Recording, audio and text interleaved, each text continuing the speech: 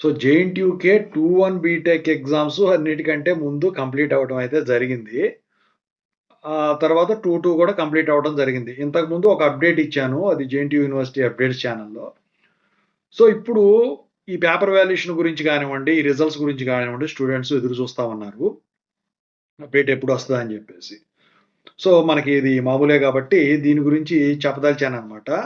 అయితే ఈ JNTUK 2-1 BTech paper valuation phase 1 అలాగే 2-2 ఫేజ్ 1 నడుస్తున్నాయని జెప్పేసి మొన్న అప్డేట్లు ఇచ్చాను. ఇవాళొచ్చేసరికి 2-1 బీటెక్ ఫేజ్ 2 రన్ అవుతా ఉంది.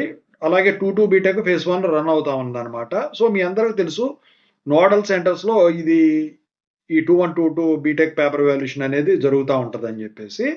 అయితే ఈ పేపర్ వాల్యుయేషన్ వచ్చేసరికి నాకు తెలిసి ఈ 15థ్ లోపే కంప్లీట్ అయిపోయేదానికి ఛాన్స్ ఉంటుంది. ఆ తర్వాత ఈ 2-1, 2-2 ఈ ఫేజ్ 1, ఫేజ్ 2, ఫేజ్ 3 అయిపోయిన తర్వాత ఈ 2-1, 2-2 మార్క్స్ ఎంట్రీ అనేది ఒకటుంటది. ఆ మార్క్స్ ఎంట్రీ అయిన తర్వాత ఆ పీడీఎఫ్స్ అన్నీ కూడా ఒక్కసారి వెరిఫై చేసుకుంటారు. ఎందుకంటే చెకింగ్ ఉంటది. చెకింగ్ అయిన తర్వాత దానికి సంబంధించిన ఎగ్జామినేషన్ కంట్రోలర్ వాళ్ళ సంతకాలు పెట్టించి ఆ పీడీఎఫ్స్‌ని మీ కాలేజీకి పంపిస్తారు. వెబ్‌సైట్‌లో లింకప్ చేయరు కదా! మీకు అఫిలియేటెడ్ కాలేజెస్, జేఎన్‌టీయూకే రిజల్ట్స్ ఏదైనా.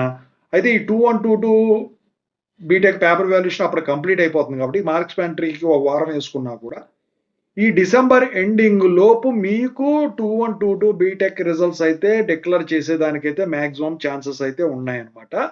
ఇది ఎప్పుడు జరిగే విషయమే.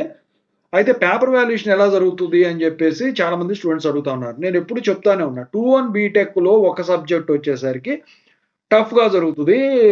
2-2 బీటెక్ మాత్రం సప్లీ ఈజీగా జరుగుతది. మీకు ఎక్కువ స్కోర్ రావటానికి ఉంటుందన్నమాట.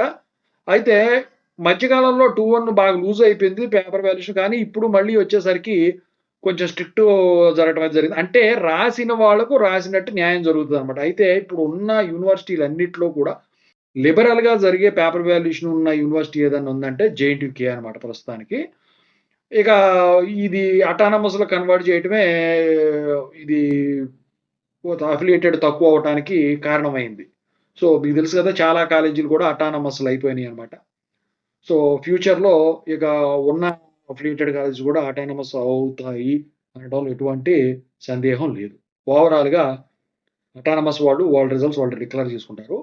ఇక 2-1, 2-2 బీటెక్ అఫిలియేటెడ్ వాళ్ళయి మాత్రం ఈ విధంగా ఉంటాయండి. ఓకేనా? మీకు ఇంకేమన్నా డౌట్స్ ఉన్నట్టయితే కాల్ మీ ఫోర్.